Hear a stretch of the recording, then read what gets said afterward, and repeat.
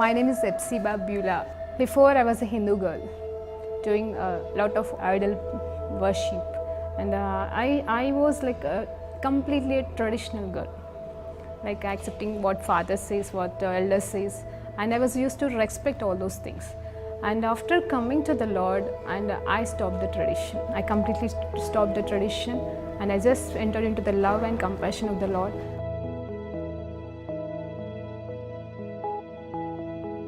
My parents arranged for the marriage, and it was like a 2 months gap from the arrangement to the marriage. And immediately after marriage, like he said, like I don't like you. I just want to leave, and he left. Even I was pleading him, I was begging him, and I was asking him to come back, but it never happened. If he is not going to come to me, I want to die that. If he is going to be separated from me, I should die.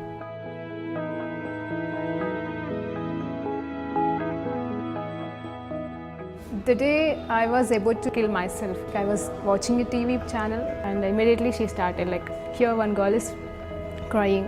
You have been separated with your husband and you are planning to die now, but you are not going to do that.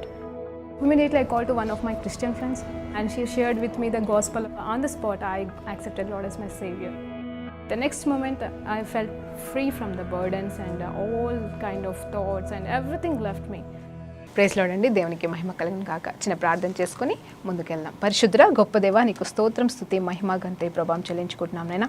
ఈ సమయంలో తండ్రి ప్రభా, మరి వాక్యంలో ఉన్న సత్యం మేము తెలుసుకుంటుండగా, దావీదు మహారాజు ఎందుకు విజయాన్ని పొందుకోగలిగాడు, అందరి రాజుల కంటే శ్రేష్టమైన రాజు ఏ రీతిగా అవ్వగలిగాడు అనే సత్యాల గురించి మేము నేర్చుకుంటుండగా, మాతోని మాట్లాడి మీరే సమస్త మహిమ ఘనత ప్రభావాలు పొందుకోమని యేసుక్రీస్తు నామములో ప్రార్థన తడివిడుకుంటూ పొందుకుంటున్నాం తండ్రి. ఆమేన్. ప్రైజ్ లార్డ్ అండి. దేవునికి మహిమ కలుగును గాక. మరి ఈరోజు దేవాది దేవుడు మనకిస్తున్న వాక్యాంశం ఏంటి అంటే, కీర్తనలు 1వ అధ్యాయం నుండి మనం ధ్యానించబోతున్నామండి. మరి కీర్తన 1 అనగానే అబ్బా ఇది మాకు తెలిసిన అధ్యాయమే, ఏముందిలే అని అనుకోకండి. దానికంటే కూడా శ్రేష్టమైన మాట ఈరోజు నేను చెప్పాలనుకుంటున్నాను ఏంటంటే, దావీదు మహారాజు రాసిన ఈ కీర్తనల గురించి మనకి తెలుసు, కానీ దావీదు మహారాజు ఎందుకు సక్సెస్ఫుల్ కింగ్ అయ్యాడు. మరి ఎంతోమంది రాజులు ఇజ్రాయెల్ దేశాన్ని పరిపాలించి ఉన్నారు కదండి, కానీ వారందరికంటే కూడా శ్రేష్టమైన రాజుగా, గొప్ప రాజుగా, దావీదు తనయుడిగా యేసు ప్రభువారు పుట్టాడు. అదైతే పరలోక నిర్ణయం ప్రకారంగా జరిగింది. కానీ మరి అందరి రాజులతో పోలిస్తే మరి దావీదు మహారాజు పొందుకున్న విజయాలు, దావీదు మహారాజు మరి నిలబడ్డ విధానం చాలా గొప్పదండి. దాని వెనకాల ఉన్న మర్మాలు, సత్యాలు ఈరోజు మనం నేర్చుకోబోతున్నాం. దానికోసం అని చెప్పేసి కీర్తన 1, దాంతోపాటుగా ఇంకా కొన్ని వచనాలు కూడా మనం ధ్యానించబోతున్నామండి. అయితే మరి జాగ్రత్తగా వినండి. మరి వాక్యం చదవడానికి ఇష్టం లేదా మీకు? వాక్యం చదవడం కష్టం అనిపిస్తుందా? వాక్యం చదవలేకపోతున్నారా? వాక్యాన్ని ధ్యానించలేకపోతున్నారా? మరి ఈ వాక్యం మీలాంటి వారి కోసమే అండి. ఈరోజు నేను చెప్పే మాట మీకోసమే. అంటే కొంతమందికి ఎప్పుడు వాక్యం చదవాలనే ఆశ ఉంటుంది, కొంతమందికి మరి అప్పుడప్పుడు ఏంటంటే చదవలేకపోతున్నారు, ఆ మనసు రావట్లేదు, ప్రేరేపణ రావట్లేదు, లేకపోతే చదివితే అర్థం కావట్లేదు అని చెప్పేసి అనుకుంటా ఉంటారు. నిజమేనండి, దానికి సొల్యూషన్ అయితే నా దగ్గర లేదు. అది మీ పరిస్థితిని బట్టి, స్థితిగతుల్ని బట్టి, మూడ్ని బట్టి, కష్టాలని బట్టి ఒక్కొక్కసారి ఎవరమైనా అలా మరి చదవలేని పరిస్థితిలో, నిస్సహాయ స్థితిలో ఉంటాం. కానీ వాక్యం ధ్యానించడం వల్ల మరి ఎన్ని గొప్ప ప్రయోజనాలు ఉన్నాయో, ఆ ప్రయోజనాల గురించి మనం ధ్యానించినప్పుడు ఖచ్చితంగా మరి ఆ సమస్యకి సొల్యూషన్, అప్పుడు మనం ఎదుర్కొంటున్న సమస్యకి సొల్యూషన్ మరి వాక్యం ధ్యానించకపోవడం కాదు, వాక్యం ధ్యానించడం వల్లనే వస్తుందని ఈరోజు మనం తెలుసుకుందామండి. మరి కీర్తన రాసిన గ్రంథం 1వ అధ్యాయాన్ని ఒకసారి చదువుతానండి మీకోసం. 6 వచనాలు. మరి దుష్టుడు ఆలోచన చొప్పున నడవక, పాపుల మార్గమున నిలవక, అపహాసులు కూర్చుండు చోటును కూర్చుండక, యెహోవా ధర్మశాస్త్రమునందు ఆనందించుచు దివారాత్రములు దానిని ధ్యానించువాడు ధన్యుడు. అతడు నీటి కాలువన యొరన నాటబడిన వాడై ఆకు వాడక తన కాలమందు ఫలమిచ్చు చెట్టు వలె నుండును. అతడు చేయనంతయు సఫలమగును. దుష్టులు అలాగన నుండక గాలి చెదరగొట్టు పొట్టు వలె నుందురు. కాబట్టి న్యాయ విమర్శలో దుష్టులను, నీతిమంతుల సభలో పాపులను నిలవరు. నీతిమంతుల మార్గము యెహోవాకు తెలియను, దుష్టుల మార్గము నాశనముకు నడుపును. హల్లెలూయా. 6 వచనాలు మాత్రమే ఉన్నాయండి. అయితే ఇక్కడ ఏమని మాట్లాడుతున్నాడు దావీదు మహారాజు, ఇది ఎక్కడికి వెళ్ళి తీసుకొచ్చాడు ఈ కీర్తనని అని చూస్తే మనం రెండు వచనాలు ఆలోచన చేసుకోవచ్చు. ఏంటంటే మన ధర్మశాస్త్రంలో చూసినప్పుడు మరి మనకు ఒక ఆజ్ఞ ఇవ్వబడుతుందండి. మోసెస్ ధర్మశాస్త్రంలో ఒక ఆజ్ఞ ఉంటుంది. అది ద్వితీయోపదేశ కాండము 17వ అధ్యాయము 14 నుండి 20 వచనాలు మరి ధ్యానిద్దామండి. అది కూడా తర్వాత మరి అక్కడ చూసినప్పుడు రాజుకి మరి అక్కడ అంటే మరి రాబోయే కాలంలో నేను మీకు రాజుని ఇవ్వబోతున్నాను, ఆ రాజు ఏ రీతిగా ఉండాలి, ఎలా రాజ్య పరిపాలన చేయాలనే వాటిని గురించి కూడా మరి ధర్మశాస్త్రంలో లిఖించబడిందండి. అవును, ధర్మశాస్త్రంలో ప్రతి ఒక్క విషయం గురించి మరి రాయబడింది. అలాగే ఇక్కడ రాజు కూడా ఒక రాజు అయిన వ్యక్తి, అంటే ఏ దేశానికో కాదండి, ఇజ్రాయెల్ దేశానికి రాజు అయిన వ్యక్తి ఏ రీతిగా మరి వాక్యాన్ని ధ్యానించాలి, వాక్యం విషయంలో ఏం చేయాలి. అంటే వాక్యం అంటే ఇప్పుడు మనం వాక్యం అంటున్నామండి, అప్పుడు అది ధర్మశాస్త్రం ఎలా నేర్చుకోవాలి, ఎలా పాటించాలి అనేది మరి రాజు ఈ రీతిగా ఉండాలని చెప్పబడిందండి. అది నేను తర్వాత చెప్తాను. అయితే ఇక్కడ మనము మరి ఒక్కొక్కసారి ఈ వచనాన్ని ధ్యానించినప్పుడు ఏమని ఉంటుందంటే మరి ఇంకొక మాట, అదొక్కటి బేస్ చేసుకున్నాడు దావీదు అని చెప్పేసి నేను నమ్ముతున్నాను. అలాగే మరి ఇంకొక మాట ఏంటి అంటే యెహోషువ గ్రంథంలో 1వ అధ్యాయం కూడా చూసినప్పుడు మరి అక్కడ తండ్రి దేవాది దేవుడు మరి యెహోషువకి ధైర్యం చెప్తున్నాడు. ఏమని అంటే బీ కరేజియస్, ధైర్యంగా ఉండు, నిబ్బరంగా ఉండు, ఈ వాక్యాన్ని ఈ ధర్మశాస్త్రాన్ని నీ కంటి ఎదుట నుండి దూరం చేయకుండా దివారాత్రములు దాన్ని ధ్యానించు, అప్పుడు నీ మార్గము బాగుంటుంది అని చెప్పేసి ఒకటి యెహోషువ గ్రంథంలో మనకు తెలుస్తుంది కదండి. సో అదైతే మనం ఎప్పుడు ధ్యానించే వారంగా ఉన్నాం. అయితే ఇక్కడ దుష్టుల ఆలోచన చొప్పున నడవక, పాపుల మార్గమున నిలవక, అపహాసులు కూర్చుండి చోట కూర్చుండక. ఇది మీరు క్రైస్తవులైతే ఇది విని విని విని బోర్ కొట్టేసింది కదండి. కానీ ఒక మాట చెప్తున్నాను, ఈ వాక్య ధ్యానం విషయంలో నేను ఒక మాట అడుగుతున్నాను. దుష్టుల ఆలోచన చొప్పున నిలవకంట, నడవకంట, పాపుల మార్గంలో నిలవక. ఎట్లా నిలవకుండా ఉంటామండి? కేవలం ఈ ధర్మశాస్త్రం యొక్క సత్యము తెలిసినప్పుడే మనం ఆ దుష్టుల మార్గంలో వెళ్ళము అనేది సత్యము. అందుకోసమే మన ఇక్కడ ఆరంభంలోనే కీర్తన ఆరంభపు మొదటి వచనమే ఎందుకు ఇలా రాశాడు దావీదు మహారాజు అంటే తనకి ఏమి ధ్యానించాలో తెలుసు. ఏది ధ్యానిస్తే, ఏది పాటిస్తే, ఏ ప్రకారంగా వెళ్తే, ఏ మార్గం గుండా వెళ్తే మనము దుష్టుల వైపు చూడలేము, మనము మరి అక్కడ అపహాసుల చోట కూర్చుండలేము, ఆ మనసు మనకి రాదు అంటే కేవలం ఈ వాక్యము ధర్మశాస్త్రాన్ని పాటించినప్పుడే, ధ్యానించినప్పుడే, దాని దివారాత్రం ధ్యానించినప్పుడు మనం ఖచ్చితంగా అవునండి. ఎలా అంటే మరి ఎలా ఉండలేము అంటే ఎలా మరి వాళ్ళతో పాటుగా ఏకంగా ఎందుకు ఉండకుండా కాపాడుతాడు దేవుడు అని అంటే మనకు ఆ ప్రేరేపణ వస్తుంది, ఆ సమయం వస్తుంది. అంటే ఎలా అంటే అక్కడ ఒకవేళ ఉండకూడని చోట ఉన్నప్పుడు కూడని మాటలు మనం మాట్లాడుతున్నప్పుడు వెంటనే పరిశుద్ధాత్మ దేవుడు అయితే మనలో ఉండి గద్దిస్తాడు. ఇది కాదు, ఇది నీ పని కాదు, ఇది నీ సమయం కాదు, ఇక్కడ నువ్వు ఉండకూడదని మనల్ని గద్దిస్తాడండి. ఎలా గద్దిస్తాడు అంటే ఇగో వాక్యం ద్వారా మనం ధ్యానించినప్పుడు, హల్లెలూయా, వాక్యం చేత మనం నింపబడినప్పుడు ఖచ్చితంగా దేవుడు మనతో మాట్లాడతాడండి. సో ఇవన్నీ ఇప్పుడు నేను కేవలం ఇంట్రొడక్షన్ లాగా చెప్తున్నాను. అయితే అసలు సత్యంలోకి వెళ్ళిపోదాం. అయితే దావీదు మహారాజు ఎందుకు విజయాన్ని సాధించాడు, ఎందుకు క్షమాపణ కలిగిన హృదయం కలిగి ఉన్నాడు? నేను ఒక మాట అడుగుతానండి, దావీదు మహారాజు ఎందుకు సౌల్ని క్షమించాడు అంటే అభిషక్తుడిని ముట్టకూడదు అనే సత్యం అంట. డోంట్ టచ్ ద అనాయింటెడ్, నా అభిషక్తుల్ని ముట్టకూడదు అని చెప్పేసి ధర్మశాస్త్రంలో లిఖించబడిన మాటని మరి ఆయన బేస్ చేసుకొని అభిషక్తుడైన సౌల్ని చంపకుండా మరి విడిచిపెట్టాడు. మరి క్షమాపణ అనేది బైబిల్ గ్రంథంలో లేదండి, అంటే పాత నిబంధనలో లేదండి. కన్నుకి కన్ను, పంటికి పన్ను, చంపితే చంపాలి, కొడితే కొట్టాలి, అంటే లైక్ పగకి ప్రతీకారము, శిక్షకి శిక్ష వేయాలి అని చెప్పేసి ధర్మశాస్త్రం చెప్తుంది కదండి. మరి దీన్ని కూడా ఎందుకు పాటించలేదండి దావీదు మహారాజు? ఎప్పుడైనా ఆలోచన చేశారా? క్షమాపణ, కరుణ, కటాక్షముల గురించి గొప్పగా వర్ణించగలిగాడు అంటే నేనేం నమ్ముతున్నాను తెలుసా? ఈ హృదయానుసారుడనే ఆ దావీదు మహారాజు హృదయంలో ఆత్మదేవుడు మరి వర్ధిల్లుతున్నాడు, ఆత్మదేవుడు ఏలుతున్నాడు. కాబట్టి అందుకే మరి దేవాది దేవుడే తనని హృదయానుసారుడు అన్నాడు. కాబట్టి దేవుడు కొన్ని విషయాలు మనకి చెప్పి ఉన్నాడు కరెక్టే, కానీ వాటిని పాటించడం కూడా ఎంతవరకు అవసరమో ఎంతవరకు అవసరం లేదో కూడా ఆయన గ్రహించగలిగి దేవుని హృదయాన్ని కూడా తెలుసుకొని కొత్త నిబంధనలో యేసు ప్రభు చెప్పిన మరి క్షమాపణ గురించిన మాటలు కూడా మరి ఆ ప్రవర్తన కూడా మరి ఈయన ఎన్నోసార్లు దావీదు మహారాజు క్షమించుకుంటూ మరి చూసి చూడనట్టు తను ఎవరు నిందించినా, తను ఎవరు ప్రశ్నించినా, తను ఎవరు రాళ్లతో కొట్టినా వారిని ఎవరిని కూడా మరి రాయికి మరి కన్నుకి కన్ను, మరి పంటికి పన్ను అని ధర్మశాస్త్రం ప్రకారంగా శిక్షించలేదు. కానీ మరి దేవుని ఆత్మ ప్రేరేపణ చేత దేవుని హృదయాన్ని ఎరిగిన ఈ బిడ్డ మరి హృదయానుసారుడిగా మరి అందరినీ క్షమించగలిగాడు.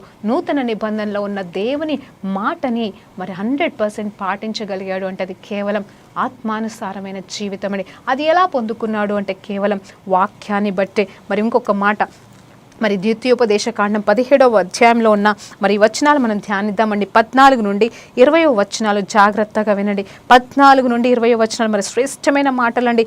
ఎవరు మరి ఇది మనం చదువుతాం కానీ ఎప్పుడు మరి ఇది నేను కూడా ఎవరు చెప్పినట్టుగా నాకు తెలియదండి. మరి చూడండి, హల్లెలూయా, దేవునికి మహిమ కలుగును గాక. చూడండి 14వ వచనం, నీ దేవుడైన యెహోవా నీకిచ్చు దేశమున నీవు ప్రవేశించు దాని స్వాధీనపరుచుకొని అందులో నివసించి నా చుట్టూన్న సమస్త జనముల మీద మీ మీద రాజుని నియమించుకొందురు అనుకొని నా ఎడల నీ దేవుడైన యెహోవా ఏర్పరచుకొనిన వాడిని అవశ్యము మీ మీద రాజుగా నియమించుకొనవలను అంట. అంటే ఒకవేళ మీరు రాబోయే కాలంలో కానాను దేశంలో మీరు ఎంటర్ అయిన తర్వాత మీకు రాజు కావాలని అనుకుంటే దేవుడు ఖచ్చితంగా మీకోసం రాజు అనే వ్యక్తిని ఇస్తాడండి అని చెప్పేసి ఇక్కడ చెప్తున్నాడు. అంటే దాని అర్థం ఏంటంటే సౌలు సామ్యుయేలు సంగతి మనం జ్ఞాపకం చేసుకుంటే రాజు అయితే అవసరం లేదు, కానీ మరి ఆ సమయంలో జనులు అంతా కూడా రాజును కోరుకుంటే సౌల్ని మరి దేవుడు రాజుగా ఇచ్చి ఉన్నాడు. ఆయన గురించి కూడా అని కాదు, కానీ ప్రతి ఒక్క రాజు గురించి మాట్లాడుతున్నాడు ఇక్కడ. నీ సహోదరుల కంటే మరి ఇక్కడ చూడండి, ఎలాంటి రాజుని ఎన్నుకోవాలి, ఎవరిని రాజుగా ఎన్నుకోవాలి, ఆ రాజు ఏమి చేయాలి, ఎలా ఉండాలనేది కరెక్ట్గా రాయించబడిందండి. ఏంటంటే నీ సహోదరులలో ఒకని నీ మీద రాజుగా నియమించుకో. సహోదరులు అంటే 12 గోత్రంలో ఎవరినన్నా ఒక్కరిని మరి రాజుగా ఉంచుకోవాలి. బయట వాడు వచ్చి కాదండి, నీ సహోదరుడు కాని వాడు అన్యుడు నీ మీద నియమింపకూడదు. అతడు గుర్రములను విస్తారముగా మరి సంపాదించుకొనవలదు. తాను గుర్రములను హెచ్చుగా సంపాదించుకునుట గాని జనులను ఐగుప్తు తిరిగి వెళ్ళనీయకూడదు.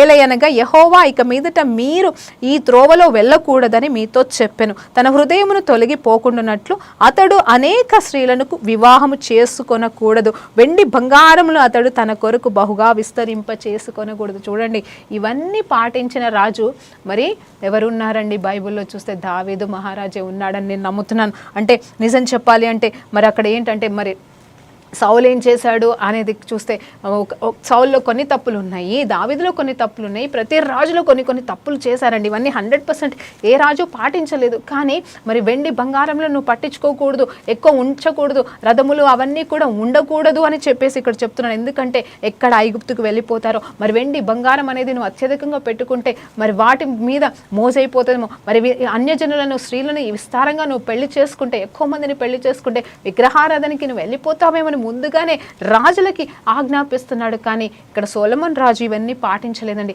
మరి దేవుడే ధనాన్ని ఇచ్చాడు, కానీ మరి ఆ ధనమే తనకి విగ్రహంగా మారిపోయింది. మరి దేవాది దేవుడు ఇచ్చిన జ్ఞానమే తనకి విగ్రహం అయిపోయింది. మరి అంత మాత్రమే కాదు, అన్య స్త్రీలను పెళ్లి చేసుకోకూడదంటే చేసుకుని విగ్రహారాధనలోకి వెళ్ళిపోయి మరి చాలా తప్పులు కూడా తను చేశాడు. అవన్నీ మనకి తెలిసిందే. సో అవన్నీ పాటించలేకపోయాడు ఈవెన్ సౌలు మరి కూడా ఆ రీతిగానే వెళ్ళిపోయాడని కొన్నిసార్లు. అంటే ఇక్కడ కాదని ఇంకొక విషయాలలో మరియు అతడు రాజసింహాసనమునందు ఆసీనుడై తర్వాత లేవీయుడైన యాజకుల స్వాధీనంలోనున్న గ్రంథమును చూసి ఆ ధర్మశాస్త్రమునకు ఒక ప్రతిని తనకు రాసుకొనవలను. చూడండి, ఇదండి నేను చెప్పాలనుకున్నాను. మరి 8వ వచనంలో 19వ వచనంలో 20వ వచనంలో ఉన్న సంఘటనలు చెప్పాలనుకుంటున్నాను. ఏంటంటే ఈ రాజంట, అవునండి, అసలు ధర్మశాస్త్రం అప్పుడు ఎవరి దగ్గర ఉండేదంటే మరి యాజకుల దగ్గర ఉండేది, యాజకుల చేతిలో ఉండేది. మరి దేవుని మందసం దగ్గర ఉండేది. అది తీసి మరి సమాజ మందిరంలో ప్రతి దినము కానీ కూడుకున్నప్పుడు కానీ మరి ఆదివారాలే కావచ్చు మరి ఆ సమయంలో వారు తీసి చదువుకునే వాళ్ళండి. అంటే ప్రజల చేతికి ఆ ధర్మశాస్త్రం ఇవ్వబడలేదు, కానీ ప్రజలు వినేలాగా చదివేవారు. అయితే ఇక్కడ దేవుడు ఏమి చెప్తున్నాడంటే దానికి సంబంధించిన ఒక కాపీ ఎవరికి ఇవ్వాలి? రాజుగా ఎన్నుకోబడిన వ్యక్తికి ఇవ్వాలంట. ఎందుకు ఇవ్వాలి అంటే తను కూడా యాజకులు ఏ రీతిగా అయితే ధ్యానిస్తారో పాటిస్తారో అలాగే రాజు కూడా ఈ ధర్మశాస్త్రాన్ని 100% చదవాలని ఉందండి. చూడండి, మళ్ళీ నేను చదువుతూ మీకు అర్థం చేపిస్తున్నాను. గ్రంథమును చూసి ఆ ధర్మశాస్త్రమునకు ఒక ప్రతిని తన కొరకు రాసిన కొనవలెను, అది అతని యొద్ద ఉండవలెను, తన రాజ్య రాజ్యమందు తానును తన కుమారులను ఇజ్రాయేలు మధ్యను దీర్ఘాయుష్మంతులవుటకై తాను తన సహోదరుల మీద గర్వించి ఈ ధర్మమును విడిచిపెట్టి కూడదని కుడికి కానీ ఎడమకు కానీ తొలగక ఉండునట్లు తన దేవుడైన యెహోవాకు భయపడి ఈ ధర్మశాస్త్ర వాక్యములన్నింటినీ ఈ కట్టడలను అనుసరించి నేర్చుకొనుటకు మరి అతడు తాను బ్రతుకు దినములన్నయూ ఈ గ్రంథమును చదువుచుండవలెను. చూసారండి, గర్వించకూడదంట. అంటే 12 గోత్రములకు వెళ్ళి ఒక వ్యక్తిగా ఎన్నుకోబడ్డ ఈ రాజు ఇంకొక సహోదరుని చూసి మరి తనకంటే కింద ఉన్న వాళ్ళని చూసి గర్వించకూడదు. కానీ ఇక్కడ సౌలు చేసిన పని ఇక్కడ గర్వం వచ్చింది. సొలొమోను చేసిన పని వెండి బంగారం అంతా ఆస్తి అంతా చూసుకొని గర్వించుకొని మరి ఇష్టం ఉన్నట్టు ఎవరిని పడితే వాళ్ళని పెళ్లి చేసుకొని దేవునికి దూరం అయిపోయాడు. ఆ తర్వాత వేరే రాజులు చూస్తే ఏం చేశారు తెలుసా అండి? మరి ఇక్కడ మరి సౌలు చదివాడో లేదో నాకు తెలియదు, కానీ దావీదు మహారాజు అయితే చదివాడు ధర్మశాస్త్రాన్ని, అది మనకి తెలిసిందే. కానీ వేరే రాజులని మనం చూస్తే ఎంతోమంది రాజులు ఉన్నారు కదండి. దావీదు తర్వాత ఇంకెంతోమంది రాజులు వచ్చారు, మనస్సే వచ్చాడు, ఇంకెంతో మందో వచ్చారు. అయితే మరి పాపంలో పడిపోయి మరి అన్య జనుల చేతికి అన్య రాజ్యముల చేతికి మన ఇజ్రాయెల్ దేశాన్ని అప్పచెప్పబడుతున్నప్పుడు మరి శత్రువులు వచ్చి నాశనం చేస్తున్నప్పుడు అక్కడ కొన్నిసార్లు ఏమైందంటే ధర్మశాస్త్రానికి సంబంధించిన సత్యాలు మరి కొంతమంది గ్రహించి చదివి పాటించినప్పుడు విడుదల జరిగింది, విజయము వచ్చిందండి. మరి కొంతమంది రాజుల గురించి నేను చెప్తున్నాను. ఇప్పుడు వాళ్ళ పేర్లని మనం చదవాల్సిన అవసరం లేదు, కానీ రాజుల గ్రంథాలన్నీ కూడా మరి దినవృత్తాంతాల విషయంలో మనం చదివినప్పుడు ఇవన్నీ కూడా బయటపడతా ఉంటాయి. అంటే వారు ఏం చేశారంటే పాటించలేదండి. ముందు రాజు ఏ రీతిగా చేస్తే అలాగే చేసుకుంటూ వెళ్ళిపోయారు. కానీ నిజమైన దావీదులాగా యథార్థవంతుడైన హిజ్కియాలాగా వీరెవ్వరూ మరి వాళ్ళు లేరండి. నిజంగా హిజ్కియా రాజు కూడా ఈ బైబిల్ని ధ్యానించాడు, పాటించాడు, చదివాడు కాబట్టి మంచి రాజుగా నిలబడ్డాడు. దావీదు పాటించాడు.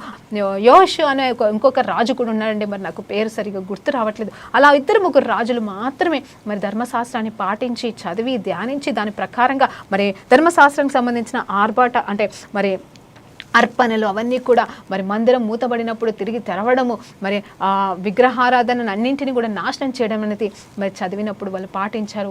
అప్పుడు ఆ రాజ్యాలు సంతోషకరంగా ఉన్నాయండి. కానీ ఏ రాజైతే పాటించలేదో, ఏ రాజైతే విగ్రహారాధన జోలికి వెళ్ళాడో, ఏ రాజైతే అసలు వీటిని పట్టించుకోలేదో అలాంటి రాజులు మరి ఆ రాజ్యము ఏలలేదు, అంటే మంచిగా లేదు. ఆ రాజ్య పరిపాలన బాగాలేదు, దేవునికి కోపం వచ్చింది, శత్రువులను పంపిస్తున్నాడు. ఆ టైంలో దేవుడు మరి ఆ ఇజ్రాయెల్ ప్రజల్ని కాపాడడానికి ఇంకొక పని చేస్తున్నాడు తెలుసా అండి? ప్రవక్తల్ని పంపిస్తున్నాడు. ఈ రాజు పాటించట్లేదు కదా, అందుకోసం అని చెప్పేసి నిజం చెప్పాలంటే రాజు యాజకులు అంతే, రాజులు యాజకులుగా ఎందుకు చేశారండి? భూలోకంలో ఉన్న ప్రజల్ని పాలించడానికి, ఆ ఇజ్రాయెలైట్స్ని పాలించడానికే, కానీ మేమేదో గొప్ప అని చెప్పేసి మరి సింహాసనం మీద కూర్చోడానికి కాదు. ఆ పరిపాలనలో వారి పరిపాలన మరి ప్రజలందరూ బాగుండాలని మనల్ని మరి ఇప్పుడు మనల్నే కావచ్చు, మరి అప్పుడు వారినే కావచ్చు యాజకులుగాను రాజులుగాను చేసి ఉన్నాడు. అయితే ఆ టైంలో రాజులు వినలని పరిస్థితుల్లో ఉంటే మరి అక్కడ దేవాది దేవుడు ఏం చేశాడంటే ప్రవక్తల్ని పంపించి మీరు ఇలా మరి దేవునికి దూరం అవుతున్నారు, మీరు పాటించట్లేదు, విగ్రహారాధనలోకి వెళ్ళిపోతున్నారు, వ్యభిచారం చేస్తున్నారు, అన్య రాజ్యాల వైపు చూస్తున్నారు, వాళ్ళు చేసినట్టు చేస్తున్నారని గద్దిస్తూ, ఇలా అయితే మీరు బబులోనికి అప్పచెప్పబెడతారు, లేకపోతే వేరే రాజ్యాలు వచ్చి దొంగలిస్తారు, మిమ్మల్ని ఎత్తుకెళ్ళిపోతారు, మరి ప్రాబ్లమ్స్ వస్తాయని ప్రవక్తల ద్వారా మరి దేవుడు గద్దిస్తూనే ఉన్నా కూడా వారిని సైతం మీరు నాశనం చేశారే, కానీ వారి మాట వినలేదు. ఎందుకంటే వారు మరి విననోళ్ళని జనము ఎలా అయ్యారంటే ఈ ధర్మశాస్త్రాన్ని పాటించలేదండి.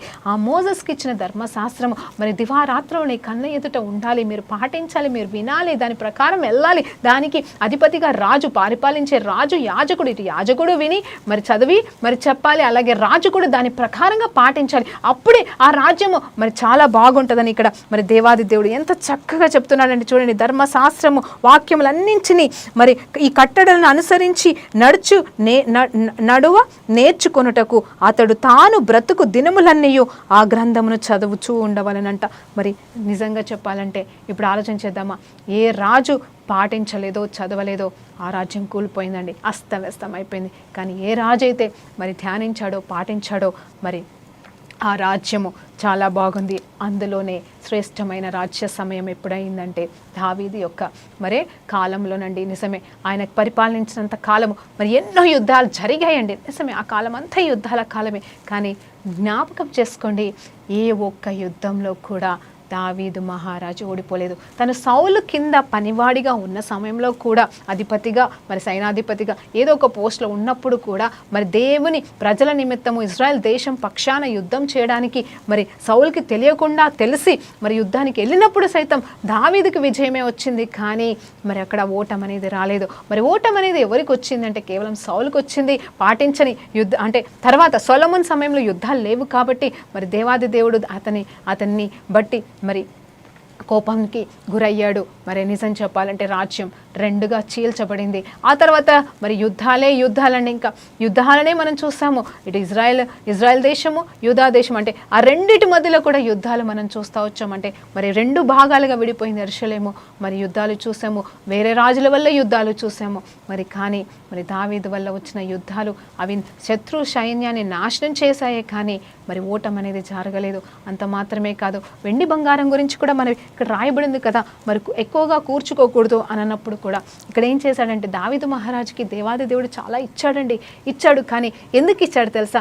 ఎలా వచ్చింది తెలుసా అండి? మరి దేవుని మందిరాన్ని కట్టాలని కోరుకున్న దావీదు మహారాజు తన కోరికను మరి ప్రజలందరికీ చెప్పినప్పుడు వారందా ధారాళంగా తీసుకొచ్చి ఇచ్చిన వెండి బంగారాన్ని కేవలం మందిరం కట్టడానికి, అలాగే మరి ఓనండి దావీదు ప్యాలెస్ని అయితే కట్టుకున్నాడేమో, ఉండడానికి రాజభవనం కట్టుకున్నాడేమో, కానీ నిజం చెప్పాలి అంటే దేవుని మందిరం నిమిత్తము మరి తను ఎంతో వెండి బంగారం కావాల్సిన వస్తువులు మరి అన్నీ కూడా A to Z carpenter works దగ్గర నుండి అన్నీ కూడా సిద్ధపరిచి మరి కొడుక్కి ఎలాంటి కష్టం లేకుండా మరి అవన్నిటినీ సమకూర్చి వెళ్ళాడు. ఆ తర్వాత దేవుడు కూడా సొలొమోనుని దీవించి ఇంకా అంతకంటే ఎక్కువ ఇచ్చాడండి. నిజం చెప్పాలి అంటే మందిరం కంటే ఎక్కువ మరి సొలొమోను తన ప్యాలెస్ని ఇంకా పెద్దగా కట్టుకున్నాడంట, ఇంకా ఎక్కువ రోజులు టైం తీసుకున్నాడంట. మరి దాన్ని బట్టి తనకు కూడా గర్వమహమే వచ్చిందండి. బంగారం వెండి ఎక్కువ ఉండడం మంచిదే, కానీ దానివల్ల మనకు వచ్చేది నష్టమే అని మనం ఇక్కడ తెలుసుకోవాల్సిన. అందుకే రాజుల పేరిట మరి ఎక్కువ ఉండకూడదు అని ఇక్కడ దేవుడు చెప్పేసి ఉన్నాడండి.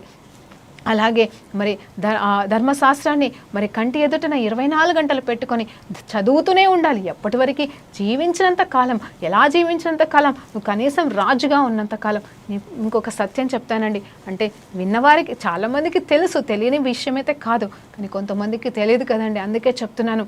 మరి ఈ ధర్మశాస్త్రాన్ని ఆధారం చేసుకొని కూడా, బైబిల్లో ఉన్న సత్యాల్ని బేస్ చేసుకొని కూడా మరి భారత రాజ్యాంగ చట్టాలు మరి లిఖించబడ్డాయని కూడా చెప్తారు. అది ఎంతవరకు నిజమో అనేది నాకు అంతు పట్టదు, కానీ అంటే నాకు ఆ భారత రాజ్యాంగంలో ఉన్న సత్యాలవన్నీ ఆ జ్ఞానం నాకు లేదు. కానీ ఎంతోమంది మహానుభావులు మరి చెప్తా ఉంటారు. ఈవెన్ ఇంకా పేర్లు చెప్పకూడదు, కానీ ప్రతి ఒక్కరు కూడా బైబిల్ని ఆధారం చేసుకునే మరి వారి కాన్స్టిట్యూషన్స్ని మరి స్థాపించారు, సత్యాన్ని స్థాపించారు.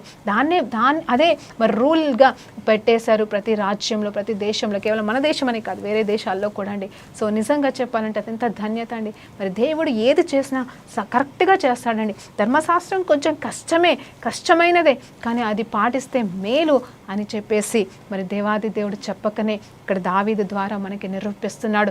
అవును కదండి, దావీదు పాటించడం వల్ల మరి ఎంతో గొప్ప ధన్యత. నిజం చెప్పాలంటే కీర్తనలన్నీ కూడా మనం ధ్యానిస్తే 150 కీర్తనలు ఉన్నాయి కదండి. అవును, అందులో మరి కొన్ని వేరే వ్యక్తులు రాసిన కీర్తనలు కూడా ఉండొచ్చు, కానీ దావీదు మహారాజు రాసిన కీర్తనలు చూసినప్పుడు రాలా ఏమని ఉంటాయంటే ధర్మశాస్త్రానికి సంబంధించిన మాటలే కనిపిస్తూ ఉంటాయి. అంత మాత్రమే కాదు, మరి రాబోయే కాలంలో యేసు ప్రభు వారు వచ్చి చేయబోతున్న కార్యాల గురించి రాయబడింది. అంటే ఇటు దావీదు మహారాజు రాజే మరి ధ్యానిస్తున్నాడు, ధర్మశాస్త్రాన్ని పాటిస్తూ ధ్యానిస్తూ దాని ప్రకారంగా జీవిస్తుండగా వాటిలోకి వెళ్ళే పాటలు వస్తున్నాయి. ఆయన కష్టకాలంలో కూడా వాటిని బట్టి ప్రార్థన చేస్తున్నాడు. అలాగే తన నోటి నుండి వస్తున్న ప్రతి స్వరము కూడా మనకిప్పుడు మరి అదొక ఒక ఆదరణగా మన జీవితంలో నిలబడుతున్న మాటలు ఈ కీర్తన గ్రంథాలండి. అంత మాత్రమే కాదు, ఇంకొక మాట, మరి రాబోయే యేసు ప్రభు గురించి కూడా ఒక ప్రవక్తలాగా మాట్లాడుతున్నాడు, ప్రవచించాడు. మరి కీర్తనలలో చాలా మట్టుకి యేసు ప్రభు గురించిన మాటలు ఉన్నాయి కదండి.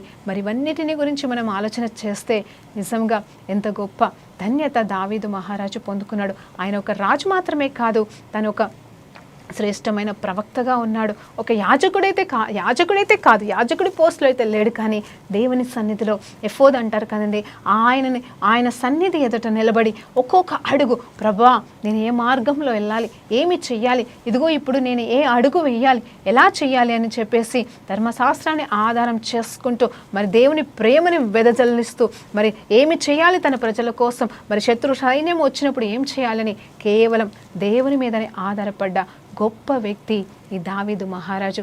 అందుకేనేమో అతన్ని దేవుడు హృదయానుసారుడు అన్నాడండి. నిజమే, ఈరోజు నేను నిజం చెప్పాలంటే దావీదు గురించే చెప్పాలని నేనేం అనుకోలేదండి. దావీదు గురించి ఎన్నో వాక్యాలు చెప్పాను గతంలో, ఇంకా చెప్పగలము. కానీ ఇక్కడ నేను ఎందుకు ఈ 1వ అధ్యాయాన్ని బేస్ చేసుకొని మాట్లాడుతున్నానంటే, ఇదిగో అపహాస్యులు కూర్చున్న చోట కూర్చుండక.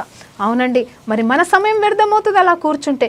మనం వేరే ధ్యాస ఉండదు మనకి, మనము వేరే వాటికి లోకానుసరమైన మాటలకి అట్రాక్ట్ అయిపోయినప్పుడు ఇంకా మనకి నిజము సత్యము అబద్ధము తేడా లేకుండా బ్రతుకుతాము. మన హృదయాలు మూతబడిపోతాయి. అంత మాత్రమే కాదు, సత్యం అనేది అడుగంటుకన పోతుంది. కాబట్టి మనము ఏం చేయాలి అంటే దుష్టుల ఆలోచన చొప్పున నడవకూడదు, కానీ దేవుని సత్మార్గంలోకి మనం నడవాలండి. అందుకే యెహోవా ధర్మశాస్త్రం నందు ఆనందించుచు, ఏంటండి యెహోవా యొక్క ధర్మశాస్త్రం నందు ఆనందించచ్చు అంటే ఈ వాక్యం అండి. ఈ వాక్యం ఎందు ఆనందించాలంట. దేవునికి స్తోత్రం. నువ్వు వాక్యం చదవాలని చదువుతున్నావా? ఆనందంతో చదువుతున్నావా? ఇష్టంగా చదువుతున్నావా? ఎవరో చదవమన్నారని చదువుతున్నావా? ఒక బాధ్యతగా చదువుతున్నావా? భారంగా చదువుతున్నావా? మరి దేవాది దేవుడు ఈరోజు ప్రశ్నిస్తున్నాడు. నువ్వు నిజంగా ఆనందంతో ధ్యానిస్తే దివారాత్రులు దీన్ని మానక ధ్యానిస్తే నీవు ధన్యుడవంట. ఎలా ధన్యుడివైతావు తెలుసా అండి? ఆ సత్యం మనల్ని స్వతంత్రులుగా చేస్తూ ఉంటుంది. కాబట్టి హల్లెలూయా. ఇదిగో అతడు ఎలా ఉంటాడు, దాని ఫలితాలు చూడండి. ఇప్పుడు దావీదు మహారాజు గురించి మనం ఎందుకు ధ్యానించాల్సి వచ్చిందంటే అతను అనుభవించాడండి. ఇదిగో అతను ఎలా ఉంటాడంటే నీటి కాలువల పక్కన నాటబడిన ఒక చెట్టు ఎలా ఉంటుందండి అంటే అది ఎండిపోదు ఎప్పటికీ. అది ఏ టైంలో ఎట్లా కాయాలో అది ఖచ్చితంగా కాసి తీరుతుంది. అదే ఎడార్లను నీళ్లు లేని చోటను ఒక చెట్టును పెడితే అది ఎండిపోతుంది, చచ్చిపోతుంది. ఒకవేళ అది పెరిగినా కూడా చక్కటి ఫలం అయితే రాదు, తీయగా ఉండవు దాని ఫలాలు. ఉన్నా ఒకవేళ కాసినా మొండిదై కాసినా మరి అది కాయ చప్పగా లేకపోతే ఉండాల్సిన టేస్ట్ రీతిగా ఉండదని. అదే సమృద్ధిగా నీళ్లు పట్టిన చెట్టును చూడండి ఎంత బాగా పెరుగుతుంది, ఆకులు బాగుంటాయి, మరి ఫలాలు కూడా మరి ఎంతో తీయగా ఎంతో శ్రేష్టంగా ఉంటాయండి. హల్లెలూయా. ఆ రీతిగానే మన జీవితాలు కూడా ఆయన వాక్యంని ధ్యానించుకుంటూ ముందుకు సాగితే మన జీవితాలు కూడా ఈ రీతిగానే ఫలభరితంగా ఉంటాయి. అంత మాత్రమే కాదు, ఇతరులకి దీవెనకరంగా కూడా ఉండాలని దేవుడు కోరుకుంటున్నాడు. దేవా నన్ను దీవెనగా మారువరకు అంటాం కదండి, ఆ రీతిగా మనం ఇతరులకి దీవెనకరంగా ఉంటాం. ఆ తర్వాత చూస్తే ఎలా అయితే మరి ప్రతి కాలమందు అంట. ఎలా అంటే చెట్టు ఏ కాలం ఆ కాలం ఇస్తూనే ఉంటుంది. కొన్ని కాయలు కంటిన్యూస్గా కాస్తూనే ఉంటాయి, కొన్ని చెట్ల కాయలు కొన్ని సీజనల్గా ఉంటాయి, కొన్ని పెట్టిన దాన్ని బట్టి పెరిగిన దాన్ని బట్టి వాటి వయసును బట్టి మరి కాస్తూ ఉంటాయండి. కానీ మనమైతే దేవుని బిడ్డలము ప్రతిరోజు ఫలించే వాళ్ళుగా ఉండాలి అని చెప్పేసి దేవుడు చెప్తున్నాడు. ప్రతి ఫలం ఎలా ఉంటుందంటే మన మంచి క్రియలు ఇతరులకి దీవెనకరంగా ఉన్నప్పుడు మనం ఫలించిన వారమే అండి. మన ద్వారా ఇతరులు మరి దీవించబడతారు కదా, అది కూడా ప్రాముఖ్యమైనదని జ్ఞాపకం చేస్తున్నాడు. కాబట్టి మనం దుష్టుల ఆలోచన అలా ఉండరంట. దుష్టులు అలా ఉండరు. వాళ్ళకి ఎప్పుడు ఎవరిని కొడదామా, ఎవరిని నాశనం చేద్దామా అన్నట్టుగా, సాతాను గాడిలాగా ఎవరిని మింగుదామా, ఎవరిని నాశనం చేద్దామా అనే తలంపులే వాళ్ళకు ఉంటాయి. కానీ మనమైతే దేవుని సన్నిధిలో దీవించబడుతూ దీవెనకరంగా మారాలంటే ఈ వాక్య ధ్యానం మనకి చాలా ప్రాముఖ్యమండి. మనం క్రైస్తవులమా? తప్పకుండా పాటిద్దాం. లేకపోతే మన జీవితాలు అర్థం లేని వాటివే అవుతాయి. మరి ప్రార్థనతో ముగించుకుందాం. పరిశుద్ధుడా గొప్ప దేవా, నీకు స్తోత్రం, స్తుతి, మహిమ, ఘనత, ఈ ప్రభావం చెల్లించుకుంటున్నాం నైనా. ఈ సమయంలో ప్రభానైనా వాక్యంలో ఉన్న సత్యాల గురించి మేము నేర్చుకున్నాం. నీ వాక్యాన్ని ధ్యానించిన రాజులు ఏమైపోయారో, మరి వాక్యాన్ని పాటించని రాజులు ఏమైపోయారో మేము నేర్చుకున్నాం తండ్రి. మేము కూడా నీ వాక్యాన్ని, నీ ధర్మశాస్త్రాన్ని, అలాగే నూతన నిబంధనని ప్రభా నువ్వు ఇచ్చిన ఆజ్ఞలు మేము పాటించి నీ కొరకు సాక్షార్థకరంగా జీవించి ఎంతోమందికి ఫలమిచ్చే చెట్టుగా జీవించే భాగ్యాన్ని మా అందరికీ కలగచేయమని యేసుక్రీస్తు నామములో ప్రార్థన వేడుకుంటూ పొందుకుంటున్నాం తండ్రి. ఆమేన్. ప్రైజ్ లార్డ్ అండి. దేవునికి మహిమ కలుగును గాక.